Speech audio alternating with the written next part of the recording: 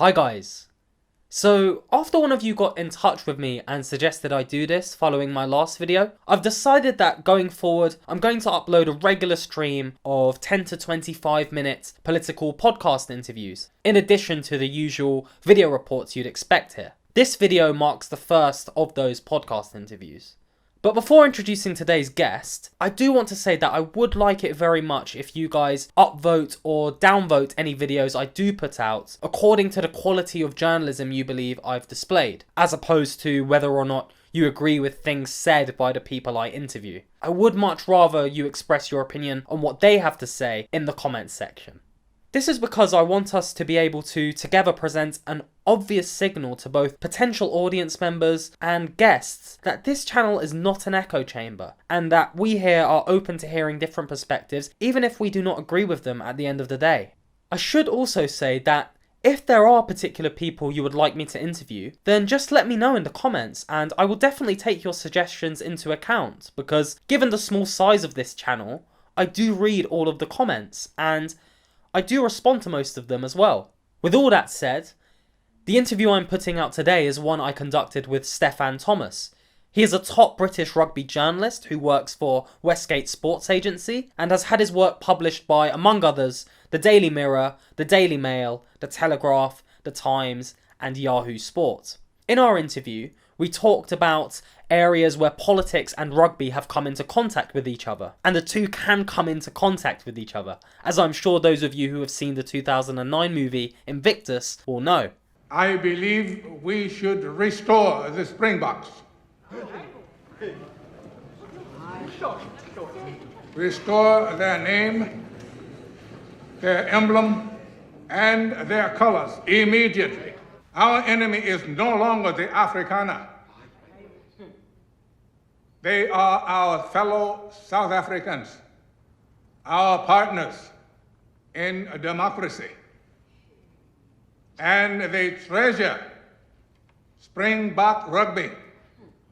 I got Stefan's reaction to, among other things, rugby being perceived as a private schoolboy sport, Australian rugby star Israel Folau being sacked earlier this year by the country's governing body for rugby after making a homophobic Instagram post, and South Africa's national side being set a 50% target by its governing body for rugby for the average percentage of quote-unquote players of colour selected in its 23-man test match squads throughout this year. I hope you all enjoy the interview.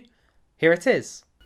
Stefan, I wanted to start off by asking you, do you think the characterisation of rugby as a private schoolboy sport is a fair one? I think historically it probably was, yeah.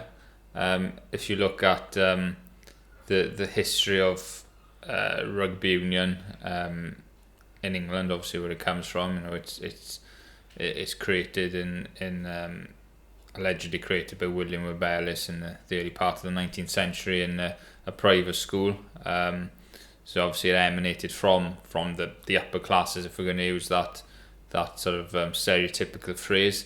And it's always had that sort of, rightly or wrongly, that stigma attached to it in England, hasn't it?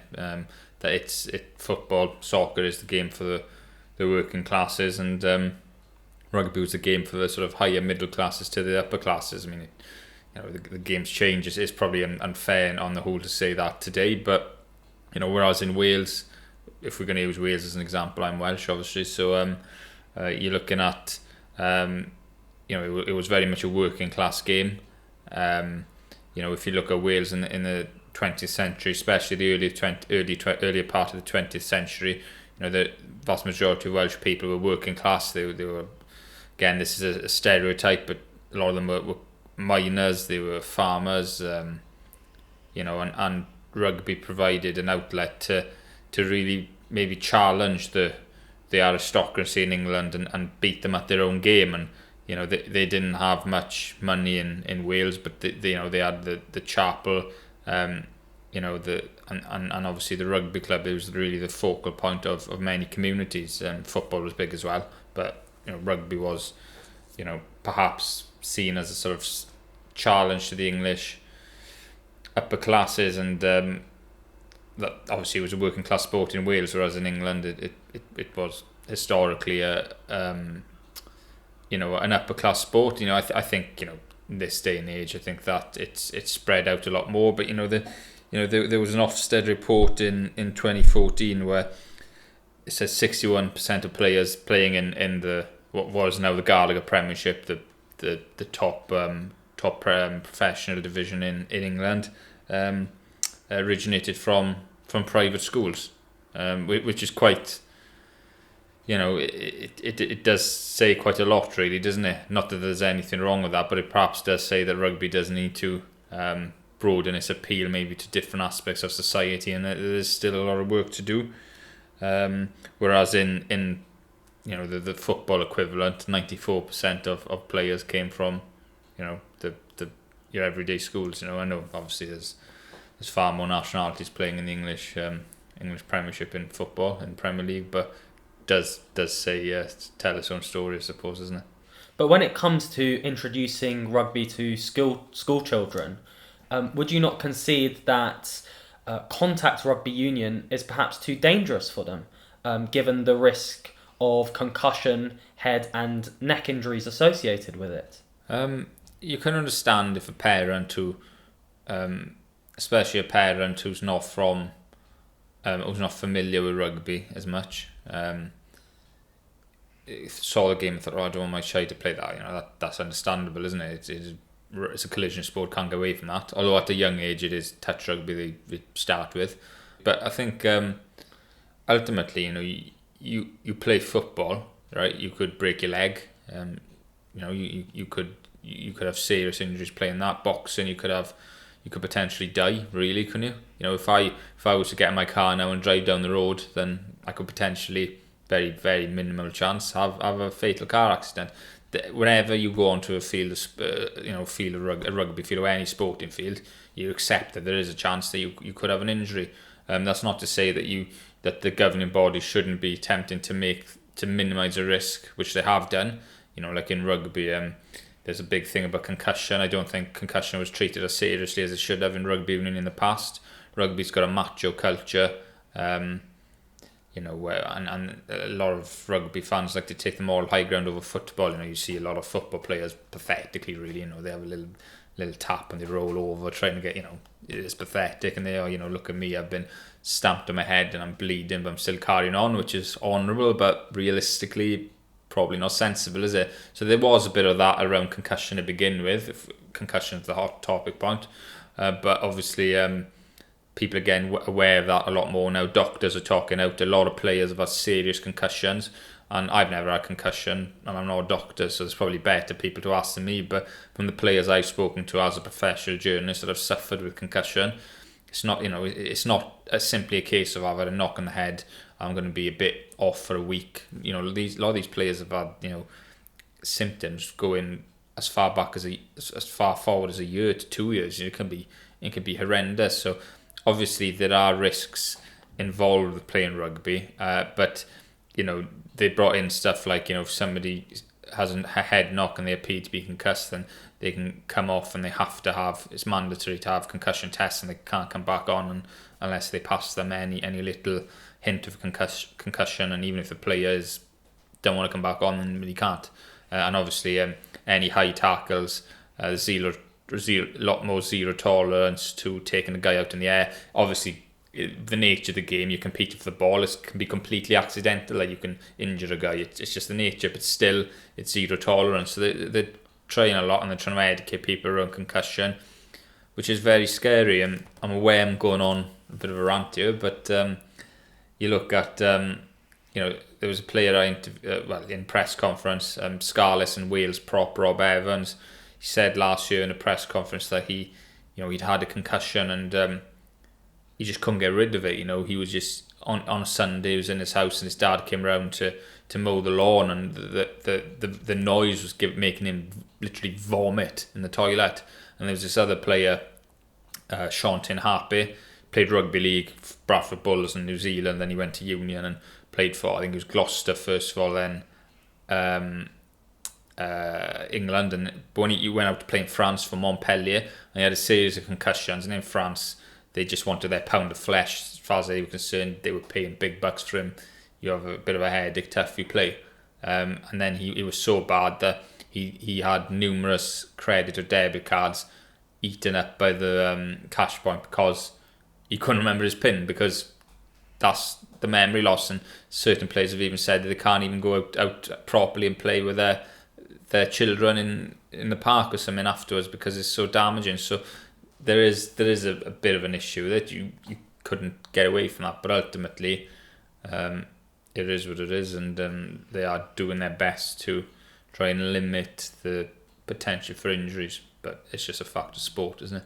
So going on from that, I want to actually focus a bit on how rugby can impact people who play it in a positive way. So just to set the scene, in Britain today, we're dealing with issues like suicide, knife crime, prisoner reoffending, school exclusions.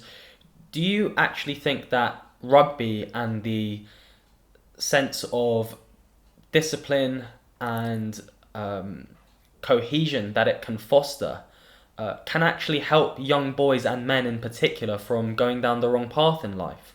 I think we'd be idiots if we sat here and said that rugby or any sport for that matter is a panacea for all society's ills. It's not, is it really? Otherwise everybody playing sport wouldn't get into trouble. But I think, I'm no expert on this subject, even though I am a professional rugby journalist. But I think there certainly is evidence that rugby, not just rugby, there's other sports as well, like boxing, to name just one other, that that it does help a lot of people who are in difficulties in life, who have been a product of their environment, who've been born into like situations and environments that aren't sort of that aren't favourable to living a happy life. But you just you got to look at there's a lot of examples. There's a guy called Ellis Genge. He's a Leicester Tigers and England prop. He's from Bristol. He started his rugby career at Bristol, and he said in a good few interviews that when he was younger, he came from a very rough area, and it was quite he was in trouble quite a lot. And if he hadn't gone into rugby, then he might well have been in jail the way he was going. And you look at South Africa, where rugby is a religion, especially to the white sort of population of South Africa. South Africa has I think it's got the 5th highest murder rate in the world. Obviously, there are areas of it that are really, really dangerous to go to. And it is quite poor in areas. And there's numerous examples I could pick out. But there's a guy, former South African wing, called Ashwin Valemse.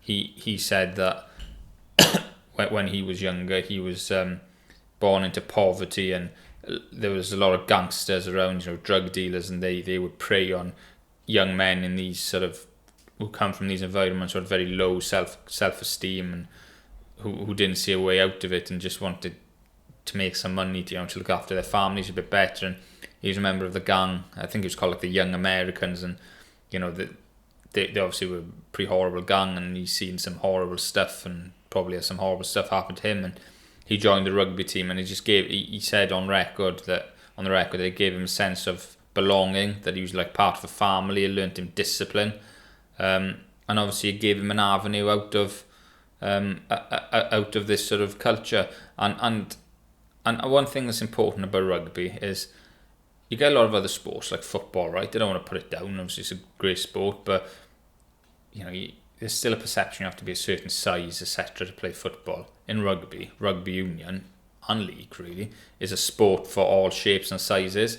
And a lot of people laugh at that, but if you're like 20 stone, and you're fat and overweight, obviously if you play pro, they'll have to get you into shape. But men of that stature, it's perfect for the game. There's room for small people on the wing, and there's room for big people, And you look at rugby, you look at all these, like a lot of poorer areas, and a lot of young men or women, the women game is growing, with anger issues, and rugby is one of the only sports, and when you step onto a rugby field, it's one of the only areas in their life where it's acceptable to be a bully within the law, and they can take their anger out in the opposition. And the thing is, if their anger goes too far and they punch someone or stand on someone's head, they'll get sent off, and then they leave the team down, and then they have to learn then that they can't do that they have to channel their anger. So I suppose, I'm no doctor, I'm no psychologist, that they could channel their anger in the right way in real life then as well. So there's a lot of things like that. It's not going to be a panacea for all evils, but certainly I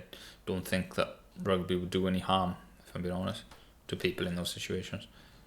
Let's move on and talk about the case of Israel Folau. So that's a high-profile case in the world of rugby. Let me just open this can of worms I got here first. Yeah, okay. So, for those that don't know, Israel Folau is a well-known Australian rugby player who earlier this year was sacked by Rugby Australia after posting on social media that hell awaits homosexuals, among others.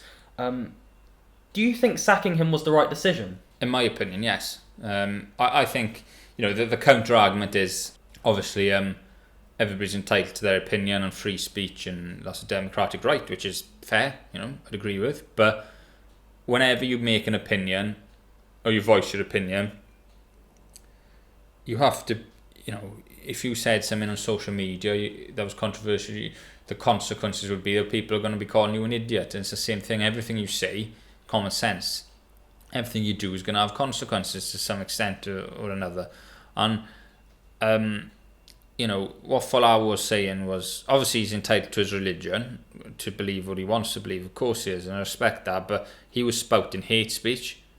There's a lot of, I'm not an expert on this, but there's a lot of people who are young, teenage boys or girls who are gay, and maybe they're too afraid to come out yet, worrying what people think of them, and a lot of them are sports stars, and they might have, Folau was a superstar, phenomenal player, and loads of kids would have looked up to him, and there's probably people there who are gay and haven't come out yet, and now they're going to be like, I don't want to come out because my hero says I'm going to hell. I mean, I don't think people like Folau realise how damaging his words can be.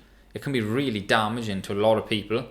People might be like, they're soft. Well, no, that a lot of people are vulnerable ages and look up to him, and when famous people like Israel Folau say stuff like that, it's going to really harm them, and it's going to harm the Australian rugby brand. And a key point is, it's the second time he's done this, and he was let off the first time. Obviously, he was given he was slammed in public and disciplined, but he was eventually left off.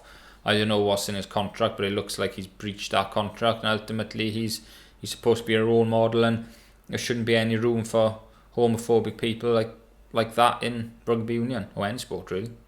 Do you trust Rugby Australia as a body to make the call on what is and what is not hate speech, as you put it? Well, they are. I mean, anybody with more than one brain cell can see that it's hate speech. And Folau can say that, you need to respect my beliefs. But he's not respecting other people's feelings. How can people help being gay? They can't help that, can they? And, a key point as well is he's not just saying that gay people are going to hell. He's saying that adulterers are going to hell. Atheists. I'm an atheist. I think you are as well, aren't you? So we're going to hell, apparently. We know we're not, but and drunk people, and people that come out in support of Israel Folau, people like, not in terms of what he said, but it's right to say it, people like Billy Vunipola, the England and Lions and Saracens number 8, but only a few years ago there's a photos of him plastered over the papers of being carried out of a pub drunk. People are just hypocrites, and I just think what he said is he's entitled to say it, but don't complain, when you criticise and when you lose your job. And I think Rugby Australia doing absolutely 100% the right thing.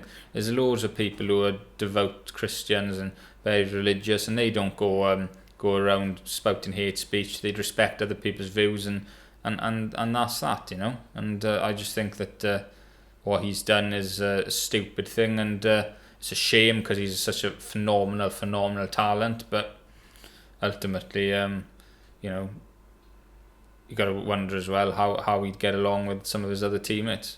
Stefan, this past season in football, we have seen players like Raheem Sterling, Danny Rose, Blaise Matuidi, Moise Keane suffer racial abuse from football fans. But what about rugby? Is rugby is pardon me, is racism as much of an issue in rugby as it is in football?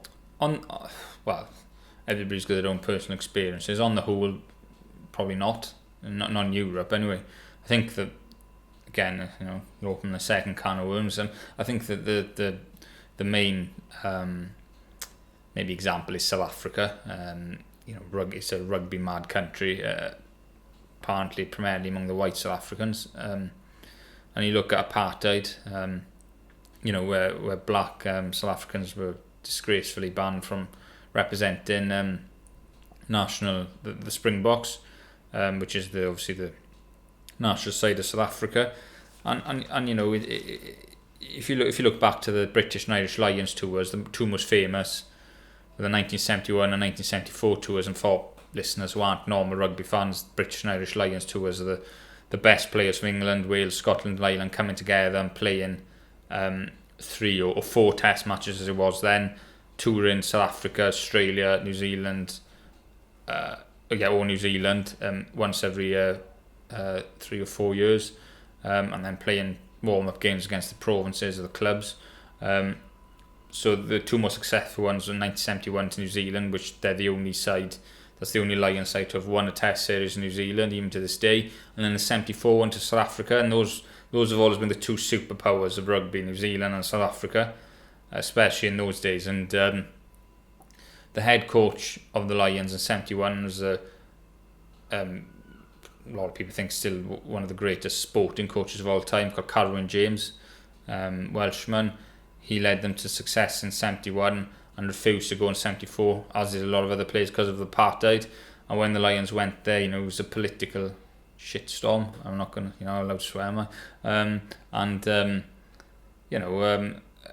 A lot of black South Africans were supporting the British and Irish Lions, and when the All Blacks played the Springboks, they supported the All Blacks, and so they were supporting the opposition then over their own country, and understandably so. And obviously South African rugby, I'm not an expert in South African rugby, but I think that obviously this improved hugely. But there's obviously still issues. There was only one when South Africa won the World Cup in '95. That the film Invictus is based on. With beat New Zealand in their home World Cup.